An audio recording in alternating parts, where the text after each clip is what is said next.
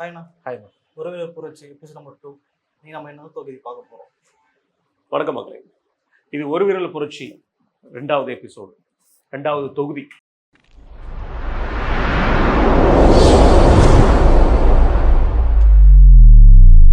இது திருவண்ணாமலை மாவட்டத்தில் இருக்கிற கீழ்பெண்ணாத்தூர் தொகுதி. இந்த கீழ்பெண்ணாத்தூர் தொகுதி பார்த்தீங்கன்னா நிறைய கிராமங்களாக இருக்கிற தொகுதி. ரொம்ப அழகான தொகுதியை நிறைய இடங்கள் பார்க்க முடிஞ்சிச்சு. இந்த கீழ்பெண்ணாத்தூர் தொகுதியோட தற்போதைய எம்எல்ஏ நம்ம சட்டமன்றத்தோட துணை சபாநாயகர் திரு பிச்சாண்டி அவர்கள். பிச்சாண்டி அவர்கள் ஒரு மூத்த அரசியல்வாதி. 4 முறை வந்த திருவண்ணாமலை தொகுதியிலே போட்டிட்டு ஜெயிச்சிருக்கிறாரு. 2016, 2021 கீழ்பெண்ணாத்தூர்ல போட்டிட்டு ஜெயிச்சிருக்கிறாரு. மிகப்பெரிய ஒரு அரசியல்வாதி. ஆனால் தொகுதியை எப்படி வச்சிருக்காருங்கிறது மக்கள் கருத்தில் நீங்கள் கேட்டு தெரிஞ்சுப்பீங்க. இந்த 2016 சட்டமன்ற தேர்தலோட ரிசல்ட். இதில் 2016 சட்டமன்ற தேர்தலில் திமுக சார்பாக பிச்சாண்டி அவர்கள் தான் போட்டிட்டு இருந்தாங்க. 2016 அஇஅதிமுக சார்பாக வந்து போட்டிட்டு இருந்தாங்க. மக்கள் நல கூட்டணி சார்பாக சிபிஎம் போட்டிருந்தாங்க. பாமக அஃப்கோர்ஸ் போட்டிட்டு இருந்தாங்க. இதில் திமுக 50% வாக்குகள் வாங்கியிருந்தாங்க. ஏடிஎம்கே வந்து 32% வாக்குகள் வாங்கியிருக்காங்க. பாட்டாளி மக்கள் கட்சி இந்த தொகுதியில் 10% வாக்குகள் 2016 வாங்கியிருக்கிறார். தனித்து போட்டிட்டு பாட்டாளி மக்கள் கட்சியோட சதவீதம் 10%. பிஜேபி அஃப்கோர்ஸ் 1% வாக்குகள் வாங்கியிருக்கிறாங்க. இப்போ கூட்டணியாக இருக்கக்கூடிய இப்போ அஇஅதிமுக பிஜேபியோட கூட்டணியில் பாமக இணைஞ்சாங்கன்னா இப்போயே உங்களுக்கு தெரியும் 2016 தேர்தல் எப்படி இருந்திருக்கும்னு பார்த்துருப்பீங்க. அந்த மாதிரியான ஒரு ரிசல்ட்டை கொடுக்கக்கூடிய தொகுதியாக இருக்குது. இது ஈஸியாக எதையுமே கெஸ் பண்ண முடியாத தொகுதியாக இருக்குது. 2021 சட்டமன்ற தேர்தல். 2021 சட்டமன்ற தேர்தலையும் திரு பிச்சாண்டி அவர்கள் தான் 51% வாக்குகள் வாங்கியிருப்பார். அதிமுக கூட்டணி சார்பாக பாமக கொடுத்திருந்ததுல 39%, 38 நியரஸ்ட் 39% வாக்குகள் வாங்கியிருந்தாங்க. நாம் தமிழர் கட்சி இதில் போட்டிட்டு 5.7% வாக்குகள் வாங்கியிருக்காங்க. இது முழுக்க கிராமங்கள் இருக்கிற இடத்துல நாம் தமிழர் கட்சி சதவீதம் 5.7. இது முக்கியமாக பார்க்க வேண்டிய விஷயங்க. இது 2021 சட்டமன்ற தேர்தலில் இருக்கிற ஒரு விஷயம். 2026 சட்டமன்ற தேர்தல் நாங்கள் கீழ்பெண்ணாத்தூர் தொகுதியில் போய் பார்க்க போகும்போது நிறைய குறைபாடுகள்ங்க. ஃபுல்லாக கிராமங்கள் ரீதியாக நாங்கள் பார்த்தோம். ஆவூர், நரையூர் போன்ற கிராமங்கள், ஒரு 5லேருந்து 6 கிராமங்கள் வரைக்கும் நாங்கள் போயிருந்தோம். இதில் திரு பிச்சாண்டி அவர்கள் மீது ஏகப்பட்ட குற்றச்சாட்டுகள் இருக்கு.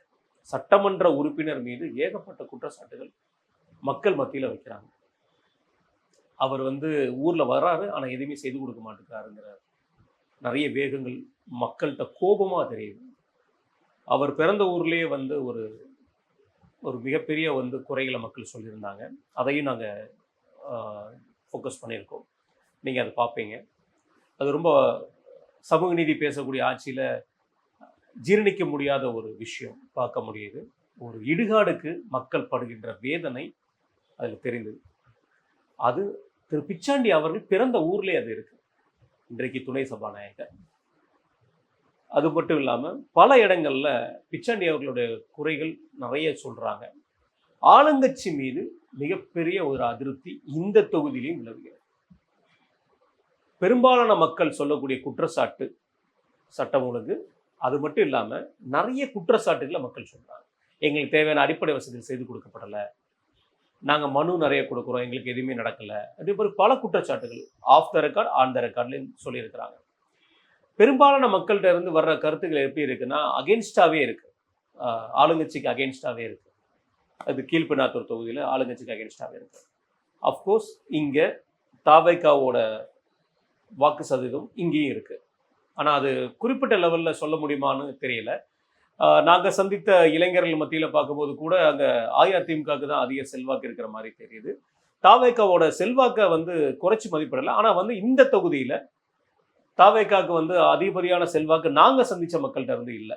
அது குறைந்த வகையான வாக்குகள் தான் இருந்த மாதிரி இருந்தது. நாம் தமிழர் கட்சி அந்த 5.7% வாக்கு 2021 வாங்கியிருந்தாங்க இல்லையா.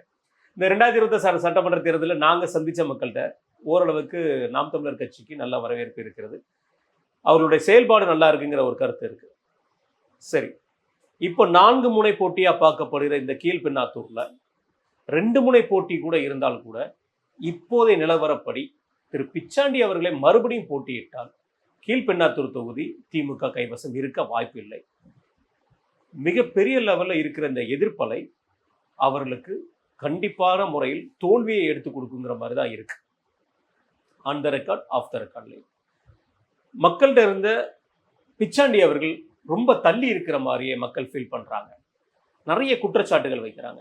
அஇஅதிமுக சைடில் ஈஸியாக வின் பண்ற மாதிரி அவங்களுக்கு இந்த தொகுதியை திமுகவோட சட்டமன்ற உறுப்பினரை கொடுத்துட்டாரோ அப்படிங்கிற ஒரு கேள்வி இருக்கு.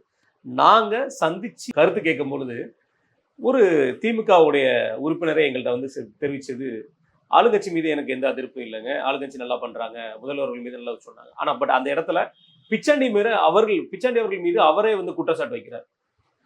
ஸோ கீழ்பெண்ணாத்தூர் தொகுதி கண்டிப்பான முறையில் இந்த தடவை திமுகவோட வசம் இருக்கிறதுக்கு வாய்ப்புகள் ரொம்ப கம்மி. அஇஅதிமுகவோட கோட்டையாக திருப்பியும் மாறுவதற்கு மிகப்பெரிய ஒரு வாய்ப்பு இருக்குது.